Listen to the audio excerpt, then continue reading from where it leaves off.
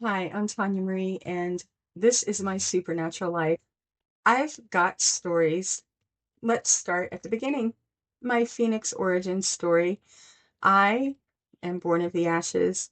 Um, I am also a walk-in, and I remember the moment that I chose to walk in. The story, however, did not unfold until I was in my 20s, and even then, the Phoenix aspect has only been realized last year.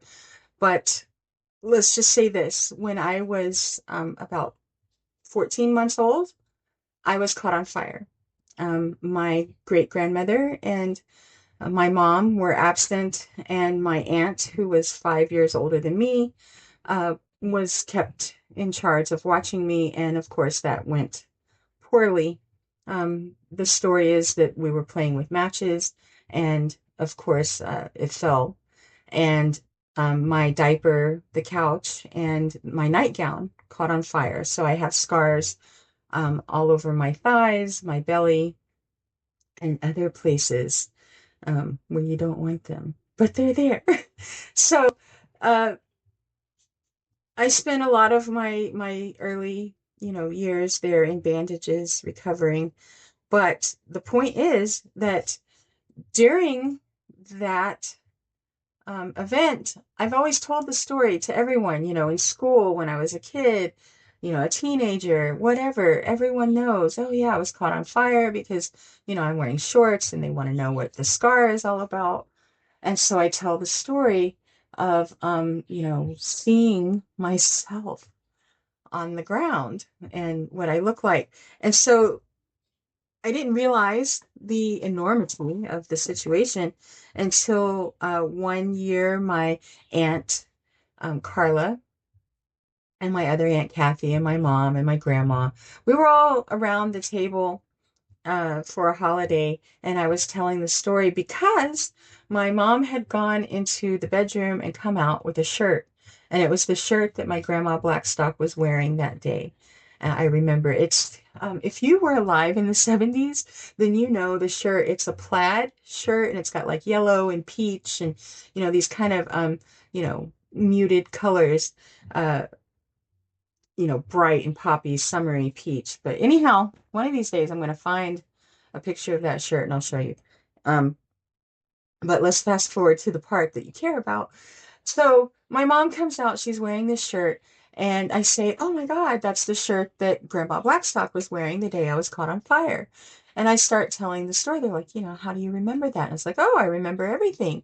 I remember the arrangement of the furniture, the way that the floor plan, the layout was. I remember what the couches look like, and I remember seeing myself on the ground with my skin all kind of twisted up into these little pieces everywhere, looking all charred and twisty.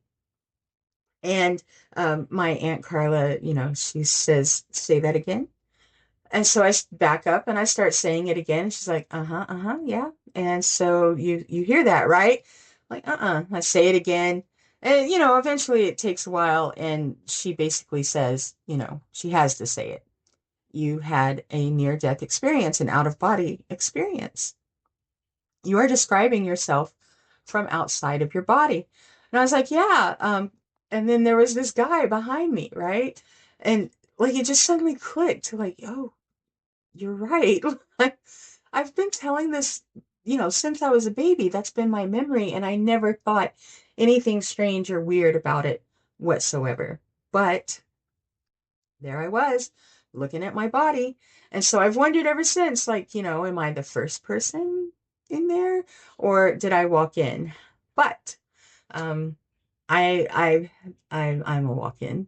So it took me a while to kind of realize that. And eventually, through my storytelling, maybe I'll tell you about how I know that I'm a walk-in. Um, but if you think that you are a walk-in, or you have an origin story where you remember seeing yourself and making that choice, or being out there hanging out in the ether, which is a favorite place of mine. I've been there and I remember it now. So that's pretty cool. Um, let me know. Let's talk. I want to create like a little community of people that just sit around and talk about magic, science, and um, mysteries all day.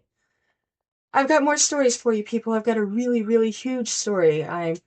Um, I have talked with a demon. It may have been a vampire, not quite sure, but I do have vampire stories as well.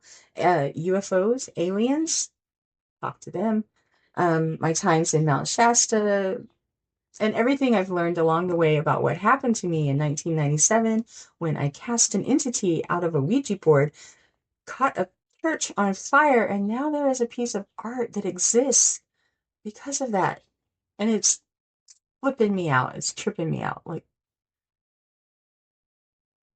I'm gonna tell you all about it. Give me the likes and the subscribes and do all the things and follow me and all that stuff. And we'll talk some more. Bye.